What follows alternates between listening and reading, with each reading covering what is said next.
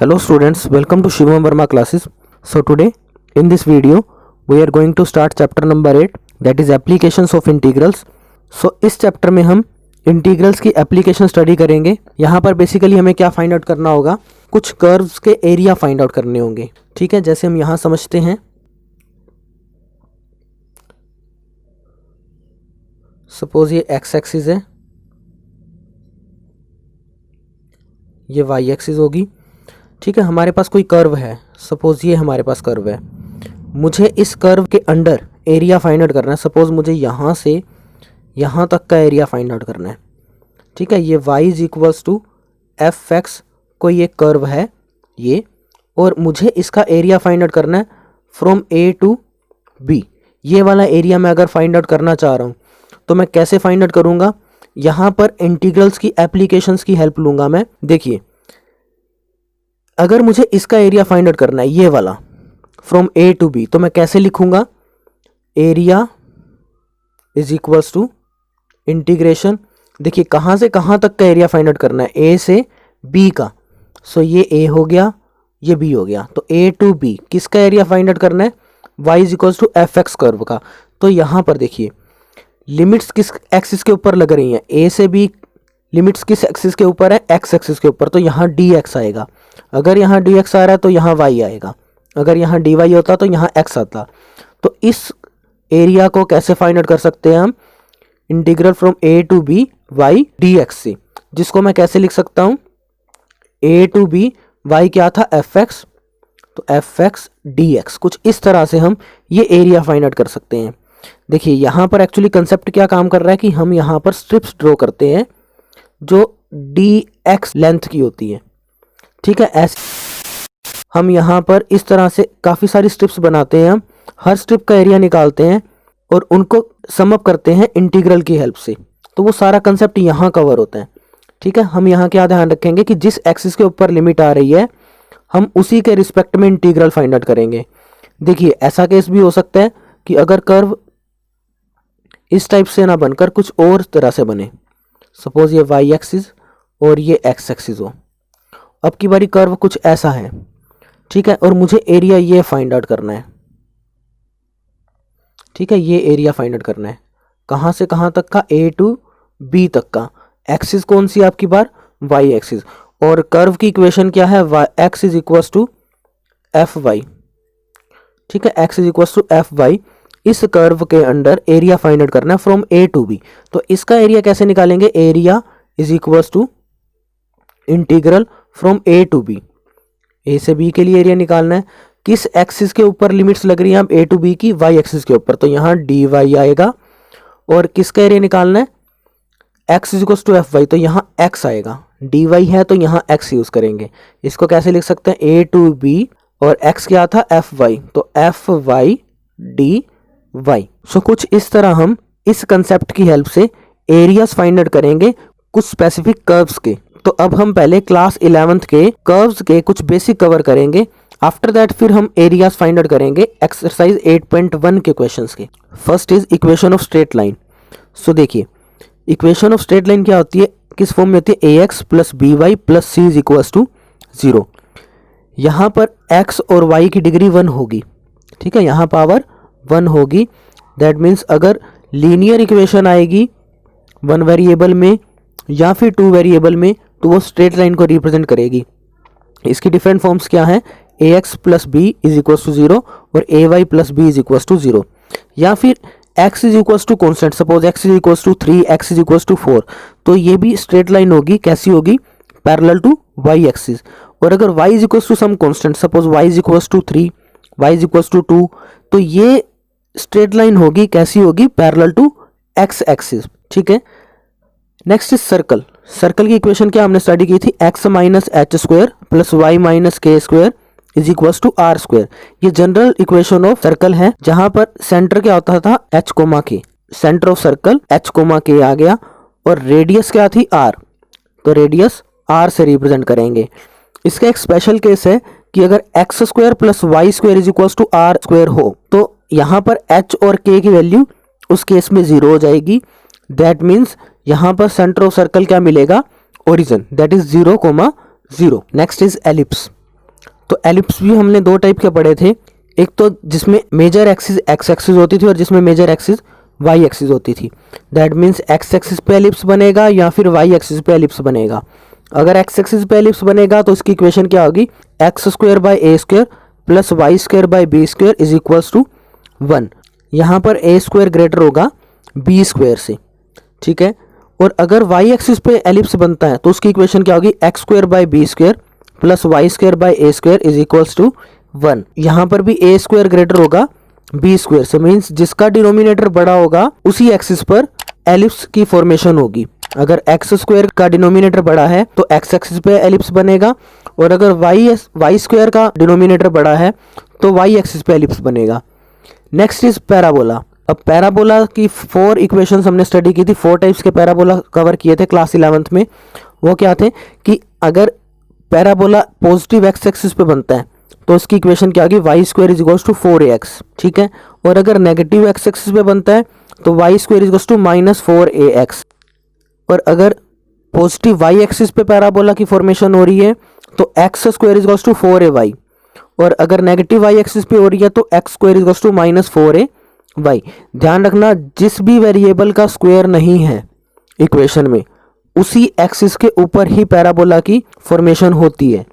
एक हमने hyperbola study किया था क्लास 11th में, वो कंसेप्ट हमारे इस चैप्टर में नहीं यूज होगा, इसलिए हम उसको डिस्कस भी नहीं करेंगे अभी।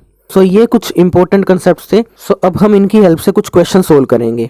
सो क्वेश्चन नंबर 1 में हमें इस कर्व और इन लाइंस के through bounded area find out करना है कि इस कर्व और इन लाइंस के बीच में कौन सा भी एरिया बाउंडेड है, हमें वो फाइंड आउट करना है। देखिए Y square is equals to X directly parabola की इक्वेशन है। अब पैराबोला की इक्वेशन है, पैराबोला कैसा होगा, Y square is equals to X, ये राइट हैंडेड पैराबोला होगा, मीन्स पॉजिटिव एक्स एक्सिस से कुछ इस तरह से बनेगा।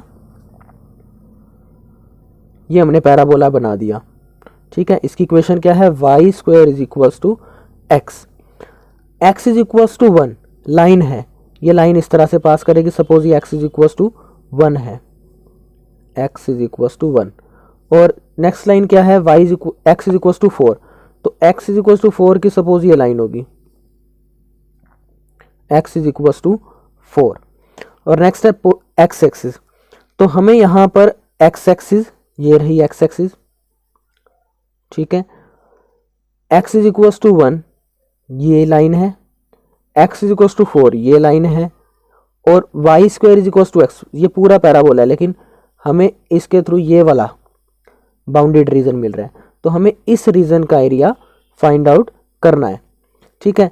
अब ये x is equals to 1 line है, तो यहाँ पर x की वैल्यू क्या होगी 1, तो इसके कोऑर्डिनेट क्या होंगे 1,0, और ये x इज इक्वल्स टू 4 की लाइन है, तो यहाँ पर x की वैल्यू क्या होगी 4, तो यहाँ कोऑर्डिनेट्स क्या होंगे 4,0, ठीक है। अब मुझे ये एरिया फाइंड आउट करना है। अब इसके लिए देखिए कैसे फाइंड आउट करेंगे, लिमिट्स किस एक्सिस के ऊपर है, x एक्सिस के ऊपर, तो एरिया क्या होगा, एरिया होगा इंटीग्रल a टू b सीखा था हमने। अब यहाँ पर x एक्सिस के ऊपर हम लिमिट्स लगा रहे हैं 1 से 4 तक की, क्योंकि x यहाँ पर 1 है, यहाँ 4 है, तो 1 से 4 की लिमिट लगेगी, ठीक है। x एक्सिस के ऊपर लिमिट्स लिए तो dx आएगा और यहाँ आएगा y, ठीक है। अब जो इंटीग्रल की हेल्प से हम एरिया फाइंड आउट करते हैं वो किसी कर्व के नीचे आता है, ठीक है। ये किसके नीचे आ रहा है कर्व, किस कर्व के नीचे एरिया आ रहा है, ये वाला पैराबोला के। तो पैराबोला की इक्वेशन से हम y की वैल्यू निकालेंगे। पैराबोला की इक्वेशन क्या थी, Y square is equals to X given है, यहाँ से हम y की वैल्यू क्या निकाल पाएंगे, √x, तो वो यहाँ सब्सटीट्यूट करेंगे।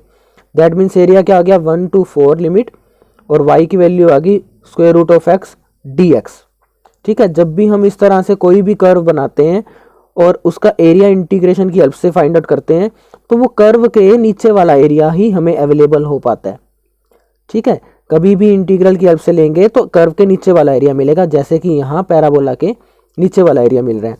अब हमारे पास ये इंटीग्रल आ गया, इसको इंटीग्रेट करेंगे तो ये आ जाएगा, देखिए x⁻1 1/2, तो ये आ जाएगा x⁻3 3/2 बाय 3/2, और लिमिट्स क्या है 1 to 4, ठीक है। इसको कैसे लिख सकते हैं 2/3 x⁻3/2 और लिमिट 1 to 4। अब यहाँ लिमिट्स पुट करें तो 2/3 और ये आ जाएगा x के प्लेस पे 4 डाला तो 4⁻3/2 माइनस 1^3/2। दैट मीन्स इसको कैसे लिख सकते हैं, 2/3 और ये 4^3/2 दैट इज 2^3/2, ये आ गया 8 minus 1 that is 2/3 into 7, so that means ये आ गया 14/3 स्क्वायर यूनिट्स। तो कुछ इस तरह से हम एरियाज फाइंड आउट कर सकते हैं। सो क्वेश्चन नंबर 4 में हमें ये इक्वेशन दी हुई है, इस कर्व का हमें टोटल एरिया फाइंड आउट करना है। किसकी इक्वेशन है ये, x² + y² 9 is equal to 1। ये इक्वेशन है x² a² plus y² b² is equal to 1। कौन सा कर्व है ये, एलिप्स। ठीक है, अब डिनोमिनेटर किसका बड़ा है, x² का, तो ये x एक्सिस पे बनेगा एलिप्स। तो कुछ इस तरह से एलिप्स बनेगा, ये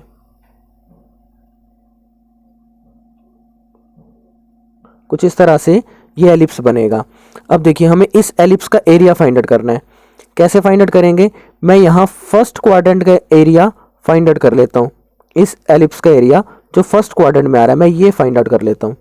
ठीक है, और ऐसे ही 4 पार्ट्स बन रहे हैं, चारों पार्ट इक्वल हैं, तो हम कैसे फाइंड आउट करेंगे। सपोज यहाँ पर मैं इस पॉइंट को ए कह रहा हूँ, इस पॉइंट को बी कह रहा हूँ। ठीक है, तो एरिया ऑफ एलिप्स क्या होगा, 4 times area of AOB region. इस रीजन का एरिया फाइंड आउट करूंगा, इसको 4 से मल्टीप्लाई करूंगा तो पूरे एलिप्स का एरिया मेरे पास आ जाएगा। तो देखते हैं अब इसको कैसे फाइंड आउट करते हैं। अब यहां पर x² का डिनोमिनेटर क्या है, 16। अगर 16 को a² से कंपेयर करें, a² इज इक्वल टू 16 करें, तो यहां से a की वैल्यू आएगी +-4। दैट मीन्स जो ये पॉइंट है ये क्या होगा, 4,0, ये -4,0 होगा। हम इसको यूज नहीं करेंगे क्योंकि हमारा एरिया फर्स्ट क्वाड्रेंट में भी आ रहा है। अब देखते हैं हम, अब देखिए मैं यहां पर लिमिट्स लगाऊंगा x एक्सिस पे, दैट मीन्स मैं यहां पर वर्टिकल स्ट्रिप्स लेकर चलूंगा। ठीक है, यहां dx पे। तो एरिया ऑफ AOB ये कैसे फाइंड आउट करेंगे। सो एरिया ऑफ AOB क्या आएगा हमारे पास, इंटीग्रल फ्रॉम 0 to 4। देखिए x एक्सिस पे लिमिट ले रहा हूं तो 0 से 4, ये आ गया 0 to 4।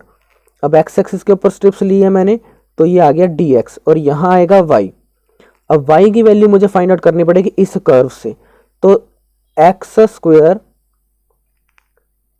by 16 plus y² 9 is equal to 1 थी इक्वेशन। यहां से y² by 9 is equal to 1 minus x² by 16 आ गई, that is 16 minus x² by 16 आ गया। इसकी वैल्यू y² by 9, तो y की वैल्यू क्या बनी यहाँ पर, 9 into 16 minus x² by 16, y² की वैल्यू। तो y की वैल्यू क्या आ गई, अंडर रूट आ जाएगा इसके ऊपर 9 इंटू 16 माइनस x² by 16, जिसको मैं सिंप्लीफाई करके क्या लिख सकता हूँ, 3/4 16 माइनस x² का स्क्वायर रूट। ठीक है, तो ये मैंने y की वैल्यू फाइंड आउट कर ली। अब ये y की वैल्यू हम यहाँ सब्सटीट्यूट करेंगे।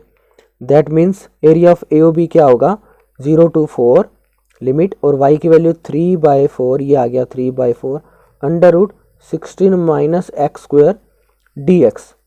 ठीक है, अब इसे कैसे लिख सकते हैं, 0 to 4 3/4 under root 4² minus x²।